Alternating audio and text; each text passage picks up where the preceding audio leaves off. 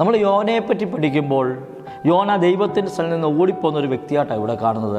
അത് 1-ാം അധ്യായം, 4 അധ്യായങ്ങളേ ഉള്ളൂ. അത് 1-ാം അധ്യായം മുതൽ നമ്മളിങ്ങനെ വായിക്കുമ്പോൾ 1-ാം അധ്യായത്തിൻ്റെ 3-ാമത്തെ വാക്യം വായിക്കുമ്പോൾ നമുക്കറിയാം യോന ദൈവസ്ഥലത്ത് ഓടിപ്പോയി. യോനയോട് പറയാൻ നിനവയ്ക്ക് പോകാനാണ് പറയും. പക്ഷേ യോന ചെന്ന് തർശീസിലേക്ക് ഒരു കപ്പലിൽ കയറുന്നു. അവിടെ വെച്ച് ഭയങ്കര കാറ്റും കോളും ഉണ്ടാകുന്നു. കപ്പൽ തകരുന്നു, നറക്കെടുക്കുന്നു. യോനയെ എടുത്ത് വെള്ളത്തിലെടുത്ത് അവിടെ ഒരു വലിയ തിമിംഗലം മത്സ്യം അവനെ വിഴുങ്ങുന്നു. അവനെ കൊണ്ട് നിനവിലേക്ക് ഛർദ്ദിക്കുന്നു. ഈ ഭാഗം നമുക്ക് എല്ലാവർക്കും അറിയാം. നോക്കിയാൽ ദൈവസന്നിധിയിൽ ഒരു വ്യക്തി ഓടിപ്പോകാൻ ശ്രമിച്ചു.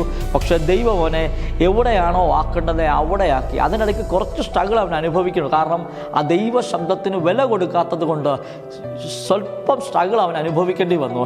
നിങ്ങൾ നോക്കിക്കേ, അവിടെയുള്ള 1.5-2 ലക്ഷം പേരെ ദൈവസന്നിധി കടുപ്പിക്കേണ്ട വ്യക്തിയെ പിശാച് ഒരാളെ ബ്ലോക്ക് ചെയ്യുക.